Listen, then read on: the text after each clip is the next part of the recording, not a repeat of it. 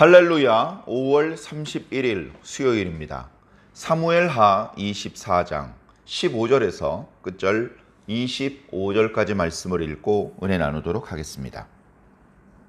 이에 여호와께서 그 아침부터 정하신 때까지 전염병을 이스라엘에게 내리시니 단에서부터 브엘세바까지 백성의 죽은 자가 7만 명이라. 천사가 예루살렘을 향하여 그의 손을 들어 멸하려 하더니 여호와께서 이 재앙 내리심을 뉘우치사 백성을 멸하는 천사에게 이르되 족하다, 이제는 네 손을 거두라 하시니 여호와의 사자가 여부스 사람 아라우나의 타작마당 곁에 있는지라.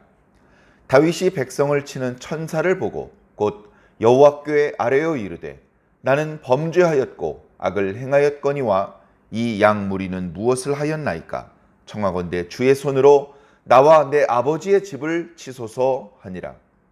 이날에 갓이 다윗에게 이르러 그에게 아뢰되 올라가서 여부스 사람 아라우나의 타작마당에서 여호와를 위하여 제단을 쌓으소서 하매 다윗이 여호와께서 명령하신 바 갓의 말대로 올라가니라. 아라우나가 바라보다가 왕과 그의 부하들이 자기를 향하여 건너옴을 보고 나가서 왕 앞에서 얼굴을 땅에 대고 절하며 이르되 어찌하여 내 주 왕께서 종에게 임하시나이까 하니 다윗이 이르되 네게서 타작마당을 사서 여호와께 제단을 쌓아 백성에게 내리는 재앙을 그치게 하려 함이라 하는지라. 아라우나가 다윗에게 아뢰되 원하건대 내 주 왕은 좋게 여기시는 대로 취하여 드리소서. 번제에 대하여는 소가 있고 뗄나무에 대하여는 마당질하는 도구와 소의 멍에가 있나이다. 왕이여 아라우나가 이것을 다 왕께 드리나이다 하고 또 왕께 아뢰되 왕의 하나님 여호와께서 왕을 기쁘게 받으시기를 원하나이다. 왕이 아라우나에게 이르되 그렇지 아니하다. 내가 값을 주고 네게서 살이라. 값 없이는 내 하나님 여호와께 번제를 드리지 아니하리라 하고 다윗이 은 50세겔로 타작마당과 소를 사고 그곳에서 여호와를 위하여 제단을 쌓고 번제와 화목제를 드렸더니 이에 여호와께서 그 땅을 위하여 기도를 들으시매 이스라엘에게 내리는 재앙이 그쳤더라. 아멘. 감사합니다. 오늘 말씀으로 사무엘하 말씀이 모두 마무리됩니다. 사무엘하 24장, 그때 이제 다윗의 두 번째 범죄의 이야기가 나타납니다. 저 앞에 밧세바 간음 사건은 참 오래도 거의 10장 정도의 지면을 할애해서 그 사건을 묘사했었는데 아이고 이거 큰일 났네. 인구조사의 범죄와 관련해서는 이 이야기를 언제 마무리하려고 24장 끄트머리에 그 이야기가 나오나. 그래 말씀을 읽어보니 아직도 끝이 안 났습니다. 아이고 이거 큰일 났는데 아직도 해야 될 이야기가 많잖아. 이 사건의 마무리도 이야기해야 되고 다윗의 노년에 대한 이야기도 해야 되고 다윗이 죽는 이야기, 다윗의 후계자로 솔로몬이 선택되는 이야기가 계속 이어지려면 아이고 이거 너무 시간이 없는데 지면이 부족한데 저는 말씀을 읽으면서 이제 그런 생각을 했습니다. 물론 다윗 왕의 말년의 소소한 이야기들은 사무엘 하에 많이 기록되어 있지는 않습니다. 그 부분은 역대기에 더 자세히 기록되고 있죠. 그리고 다윗이 죽고 솔로몬이 왕이 되는 이야기는 열왕기 상에 이어져서 이제 기록되고 있습니다. 그래서 우리 사무엘하 뒤에는 열왕기 상이 이어지고 있죠. 그렇게 이제 역사가 중단 없이 또 이야기가 중단 없이 이어지고는 있습니다. 자, 그런데 이 인구조사를 하는 범죄, 그 범죄로 인한 하나님의 재앙, 그 재앙을 어떻게 수습하는지에 대한 이야기를 마무리하기에도 그 이야기만 하기에도 너무나 지면이 부족한 것 아닌가 그런 생각을 했는데 정말 다행이고 정말 감사하게도 오늘 말씀 속에 원만하게 은혜롭게 그 문제가 잘 수습이 되었고 오늘 말씀 맨 마지막 구절에 그 땅에 재앙이 그쳤다. 이런 감사한 표현으로 마무리가 되어서 너무나 기쁘고 마음이 뿌듯했습니다. 네. 과정은 어려움이 있어요. 이거 어떻게 하면 좋을지 모르는 그런 상황도 있고 극심한 고민과 고통의 상황도 있을 수 있습니다. 그런데 그것이 마지막 상황이 되면 안 되죠. 그런 고통스러운 과정이 있다 하더라도 그것이 다 해소가 되고 다 끝나고 그 땅에 고민이 재앙이 그쳤다고 말씀하신 것처럼 우리들에게 우리 각자의 상황 속에서 근심이 그치고 고통이 끝나는 그런 역사들이 우리들의 삶 가운데 나타나야 됩니다. 고통스러운 순간이 있었지만 그 순간은 잠깐이더라. 결국은 하나님께서 우리의 기도를 들어주시더라. 결국 하나님은 살아계신 분이더라. 전능하신 분이더라. 그분께 기도했더니 구원해 주시더라. 그래서 고통이 끝나더라. 평안이 회복되더라. 행복이 다시 회복되더라. 이거 다 하나님의 은혜더라. 이렇게 고백하는, 모든 감사와 영광을 하나님께 돌리는 그런 아름다운 그림으로 우리들의 이야기는 언제나 마무리되어야 될 것입니다. 자, 말씀을 보면 지난 시간에 다윗이 하나님의 충동에 의해서 인구조사를 한 것이지만 하나님의 충동의 여부까지는 모르고 어쨌든 자신이 하나님 앞에 범죄했다는 것을 뒤늦게 느끼고 회개했습니다. 하나님, 제가 생각해 보니까 하나님 앞에 범죄하였습니다. 하나님, 저를 불쌍히 여겨주시고 저의 죄를 좀 용서해 주시옵소서. 그렇게 하나님 앞에 간절히 기도했죠. 당연히 하나님께서 그 기도를 들으셨습니다. 그러시고는 선지자 갓에게 당신의 뜻을 보여주셨죠. 갓은 하나님의 메시지를 가지고 다윗을 찾아왔습니다. 갓 선지자가 오는 것을 보고 느꼈겠죠. 뭔가 하나님의 메시지를 가지고 오시나 보다. 무슨 말씀을 가지고 오신 것입니까? 하나님께서 저를 용서해 주신답니까? 아마 그 말씀을 기다리고 있었는지도 모릅니다. 그러나 두렵게도 하나님께서 재앙의 말씀을 선지자 편에 보내셨습니다. 왕이시여, 3가지 재앙 중에서 어떤 재앙을 당할지 고르십시오. 첫 번째, 7년 동안 이 땅에 기근이 드는 것입니다. 두 번째, 3개월 동안 왕께서 왕의 원수에게 쫓겨다니시는 것입니다. 세 번째, 3일 동안 이 땅에 전염병이 도는 것입니다.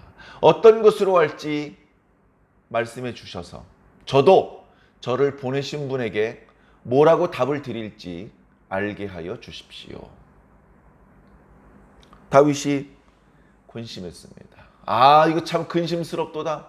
뭐라고 대답해야 될지 모르겠도다. 그냥 하나님께서 날 용서해 주시면 좋을 텐데. 그런데 결론은 사람의 손에 빠지기보다는 하나님의 손에 빠지기를 원한다라고 답을 했습니다. 애매모호한 답이죠. 그런데 그 답은 전염병의 재앙을 선택하는 답이었습니다. 이미 3년 가뭄은 경험을 해보았고 원수의 칼날에 도망 다니는 것도 경험을 해보았는데 그것은 사람의 손에 빠지는 것이라 인정사정 없을 것 같고, 그러나 우리 하나님께서 전염병을 내리시는 것은 누구를 통해서 하시는 것이 아니고 당신께서 직접 하시는 것인데, 하나님은 긍휼이 많으신 분이기 때문에 재앙을 내리시다가 본래 내리기로 했던 그런 재앙보다 훨씬 조금만 내리시고 그치실 것이다. 왜냐하면 긍휼이 많으신 분이기 때문에 나는 차라리 하나님의 손에 빠지기를 원합니다. 그러더니 오늘 말씀에 정말로 전염병의 재앙이 이스라엘에 내리게 되었습니다. 이스라엘 사방에 전염병이 돌았습니다. 옛날에는요, 이런 말씀 들을 때 별로 감각이 없었어요.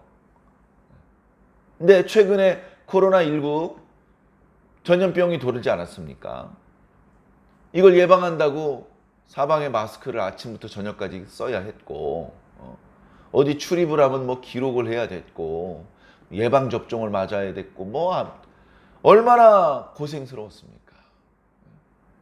특정한 몇 사람이, 특정한 어느 지역이 아니고 전국적으로, 전 세계적으로 이 전염병이 돌아가지고 너무나 많이 고생을 당했죠. 관련해서 경제도 휘청휘청했었고, 많은 사람이, 기회를 얻는 사람도 물론 일부 있었지만 더 많은 사람이 일자리를 잃고 또는 수입이 줄어들어서 고생을 많이 했습니다.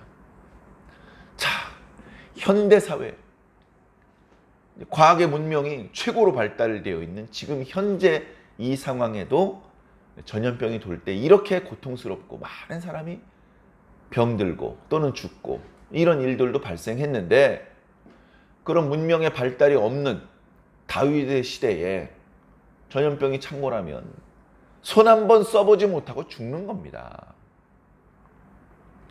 전 국민이 다 감기에 걸렸거나 전염병에 걸렸거나 또는 걸리고 있거나 이미 죽었거나, 전 국민이, 정말 심각한 상황이죠. 그래, 재앙을 내린 지 불과 얼마 안 되었는데 7만 명이 죽었답니다. 당시 인구의 어떤 그 구성을 볼 때 7만 명이 죽었다는 것은 어마어마한 숫자가 죽은 것입니다. 오늘날에도 하루 이틀 사이에 7만 명이 죽었으면 언론에서 대서특필됩니다. 도대체 이 바이러스는 어떤 병원성을 가지고 있기에 전파가 이렇게 잘 될 뿐 아니라 치명률이 이렇게 높은 것이냐, 난리가 났을 것입니다.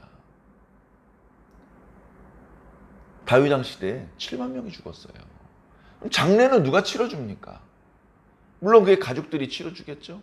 그 가족들 중에 이미 전염병에 감염된 사람도 있고, 또 이 전염병과 장례 치르는 일과 관련해서는 제의적으로 부정하게 되는 일이 있지 않습니까? 온 나라가 다 부정해지는 그런 사태를 맞게 되는 것이죠. 다윗은 다행히 전염병에 감염되지 않았습니다. 그러나 전염병에 감염된 것 이상으로 마음에 큰 고통을 느꼈습니다. 야, 이게 뭔가? 야, 3일간의 재앙을 주신다고 하더니 이 전염병의 재앙 정말 무섭구나. 자, 그런데 하나님께서 이 전염병의 재앙을 이스라엘 땅에 내리는 천사를 다윗이 눈으로 볼 수 있도록 허락해 주셨습니다. 다윗이 이렇게 보니까 천사가 아라우나의 타작마다 그 높은 언덕에 서가지고 그 예루살렘 쪽을 향해서 손을 들고 있습니다. 빨리 멈추지 않으면 이제 예루살렘 주변에 엄청나게 많은 사람이 추가로 사망할 것입니다. 그래서 그 천사를 멀찍이서 보고 그 자리에 주저앉아서 기도를 드렸습니다. 하나님, 죄는 제가 지었는데 왜 백성들이 이렇게 많이 죽는 겁니까? 백성들이 무슨 죄가 있습니까? 주여, 저들을 불쌍히 여기시고 차라리 저와 저희 가문에 벌을 내리소서. 그렇게 하나님 앞에 진솔한 기도를 드렸습니다. 이번에 그 기도도 하나님께서 들으셨겠죠. 하나님께서 아마 갓 선지자에게 뭔가 메시지를 주셨던 것 같습니다. 갓 선지자요, 지금 다윗이 어디쯤에 있을 것이다. 거기 주저앉아서 기도하고 있는데 가서 이 재앙을 속히 끝낼 수 있는 방법을 가르쳐 주어라. 알겠습니다. 갓 선지자가 가보니까 정말로 다윗이 거기 있습니다. 왕이시여, 어휴 선지자여, 제가 여기 있는 줄 어떻게 아셨습니까? 그거 설명드릴 시간이 없습니다. 어서 제가 말씀드린 대로 하십시오. 지금 저기 언덕에 올라가서 여부스 사람 아라우나의 타작마당에서 하나님께 번제와 화목제를 드린다면 이번 재앙을 빨리 마치게 할 수도 있을 것 같습니다. 알겠습니다. 채비를 하고 신하들과 함께 그 언덕에 올랐습니다. 그곳은 아라우나라는 사람의 집이었습니다. 아라우나는 여부스 사람입니다. 여부스 사람. 여호수아 때부터 있었던 여부스 족속이 다윗 시대까지도 축출되지 않고 유다 사람들에게 제압되지 않고 계속해서 그 언덕 위에 살고 있었는데 다윗이 제압을 했죠. 그리고서 그 언덕을 다윗이 차지했습니다. 그때 많은 여부스 사람들이 어쩌면 죽었을 것입니다. 살아남은 사람들은 다시는 유다 사람들에게, 다시는 이스라엘 사람들에게 반기를 들지 않겠다, 복종하겠다라는 약조를 받아냈을 것입니다. 그렇게 해서 소수의 여부스 사람들이 이스라엘 사람들, 유다 사람들 사이에 섞여서 살고 있었는데 거기에 이제 아라우나라는 사람의 집이 있었고 그 타작마당은 보통은 평지보다 땅을 파서 우묵하게 들어가 있는 곳, 그런 데가 아닐까 생각을 하시는 데가 그게 아니고 평지보다 약간 높은 곳을 말합니다. 언덕진 곳. 그런 곳이 타작 작업하기가 좋은 것은 바람이 잘 불어서 그 알곡과 그 꺼풀을 잘 이렇게 분리해낼 수 있기 때문에 그렇습니다. 바로 거기에 이제 하나님의 죽음의 천사가 서 있었던 것이죠. 자, 그쪽으로 갑니다. 다윗은 죽음의 천사를 보고 오는 길이지만 아라우나는 자기 집인데도 불구하고 죽음의 천사 따위는 보지 못한 것 같습니다. 왕이시여, 저를 부르시지 어떻게 왕께서 여기까지 행차를 하십니까? 누추한데. 아니다. 내가 여기까지 온 데는 그만한 이유가 있다. 세 가지를 말하죠. 내가 너의 타작마당을 사려고 한다. 그래서 여기에 제단을 쌓고 하나님께 제사를 드리려고 한다. 그로 말미암아 지금 유다와 이스라엘에 쏟아지고 있는 하나님의 재앙을 그치게 하려고 한다. 다윗이 올라온 목적을 설명해 주었습니다. 아라우나가 말합니다. 그런 뜻이라면 제가 기꺼이 드리겠습니다. 제 타작마당을 왕께서 취하십시오. 번제에 대하여는 소가 있으니 마음대로 쓰셔도 좋고 땔감, 번제를 하나님께 바치기 위해서는 불을 피워야 하지 않겠습니까? 땔감과 관련해서는 타작을 하는 데 사용되는 여러 도구들이 있고 소를 제어할 때 쓰던 멍에가 있으니 이것을 땔감으로 쓰십시오. 부디 하나님께서 왕의 제사를 기쁘게 받으시기를 원합니다. 다윗 왕이 거절을 합니다. 하나님께 제사 드리는 걸 거절하는 게 아닙니다. 무상으로 제공받는 걸 거절합니다. 아니야, 아라우나여. 자네가 여부수 사람이라 잘 모르나 본데 하나님의 은혜를 입으려면 정성을 다해야 되네. 여기저기서 무상으로 제공받은 것을 하나님 앞에 드리는 것으로는 하나님의 은혜를 입을 수 없다네. 나는 나의 정성을 다할 것이라네. 그러니 부디 이 타작마당과 재물과 땔감을 나에게 파시게 하면서 은 50세겔을 달아 주었습니다. 은 50세겔은 결코 적은 값이 아니었습니다. 심지어 역대기의 말씀에서는 금 600세겔을 주었다라고 기록하고 있습니다. 물론 금 600세겔이 훨씬 더 비싼 값어치입니다. 중요한 것은 정확히 얼마를 지불했느냐가 아니고 다윗은 자신의 대가를 다 지불하고 자신이 할 수 있는 최대한의 성의를 다 바쳐서 하나님 앞에 제사를 드린 것입니다. 지불한 이후에 말한 대로 그 타작마당 언덕 위에 제단을 쌓습니다. 그리고 그 위에 여러 농기계들을 다듬어서 땔감으로 그 위에 벌려놓고 그리고선 소를 잡고 소를 올려놓은 뒤에 불을 붙여서 거기서 하나님 앞에 제사를 드리고 이 백성들의 죽음을 불쌍히 여겨달라고 기도를 올립니다. 역대기의 말씀에는 더 재미있는 표현이 있습니다. 다윗이 그렇게 거기서 제사를 드리는데 제사를 아직 준비하는 단계인데 하나님께서 불을 붙여주십니다. 하나님께서 하늘에서 불이 내려와서 그 번제단에 불을 붙여주셔요. 정성을 다하기는 했지만 하나님께서 직접 불을 붙여주실 것이라는 생각은 하지 못했습니다. 다윗이 깜짝 놀랐습니다. 다윗이 깜짝 놀랐어요. 우리는 하늘에서 불이 내려오는 것은 엘리야 사건이 최초라고 생각을 하는데 그건 세 번째입니다. 엘리야 사건 때 하늘에서 불이 내려왔었죠. 물에 젖어 있는 제물과 제단을 핥아가신 적이 있습니다. 그것은 근데 세 번째 사건이고, 두 번째 사건은 솔로몬이 성전을 건축한 이후에 하나님 앞에 제사를 지낼 때 그 성전을 하나님께서 받으셨다는 그런 은총의 표시로 새롭게 만들어진 제단에 하나님께서 불을 붙여주셨습니다. 그리고 그보다도 더 먼저 다윗이 하나님 앞에 겸손히 엎드려서 자신의 죄를 자복하고 하나님의 형벌에 대하여 백성들을 불쌍히 여겨달라는 기도를 드리는 그 제사 때 하나님께서 불을 붙여주신 것이죠. 다윗이 그 제사 때 하나님께서 불을 붙여주시는 것을 보고 깨달은 겁니다. 아하, 여기다 성전을 건축해야 되겠구나. 그걸 깨달은 겁니다. 그래 아라우나의 타작마당이 나중에 성전터가 되는 것입니다. 자, 이렇게 다윗은요, 하나님의 은혜를 온전히 입기 위해서 정성을 다합니다. 자기가 할 수 있는 성의를 다합니다.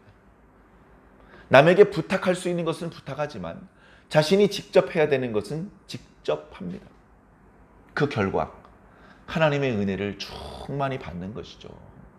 겸손하게, 간절하게, 성실하게 하나님의 은혜 받기를 준비하고 간절히 사모할 때 그때 하나님께 은혜를 입는 것입니다.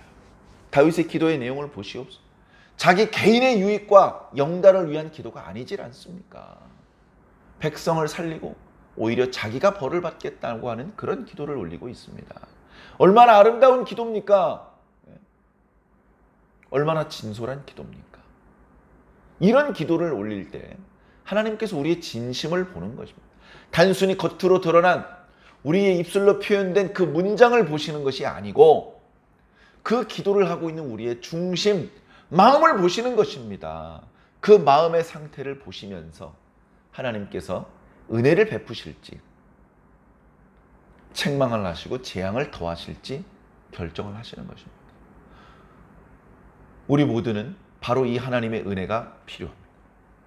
겸손히 무릎 꿇고 우리가 할 수 있는 최대의 성의를 다해서 정성을 다해서 하나님의 은혜를 사모해야 됩니다. 하나님의 은혜 받기 위해서 우리가 할 수 있는 노력과 성의를 다 보여드려야 될 줄로 믿습니다. 그 과정에서 때로는 적지 않은 시간이 소요될 수도 있고 다소 부담스러운 대가를 지불해야 될 수도 있는데 그것을 비싸다, 부담스럽다라고 생각하지 마시고 그것보다 더 큰 하나님의 은혜를 입을 것을 사모하시기를 부탁을 드립니다. 우리는 그렇게 하나님께 은혜를 구하고 하나님께서는 우리에게 은혜를 베풀어 주시는 그런 관계입니다. 오늘 하루도 하나님께 은혜를 구하시고 하나님께 그 사모하던 은혜를 입는 행복한 하루가 되시기를 예수님 이름으로 간절히 축원합니다. 아멘.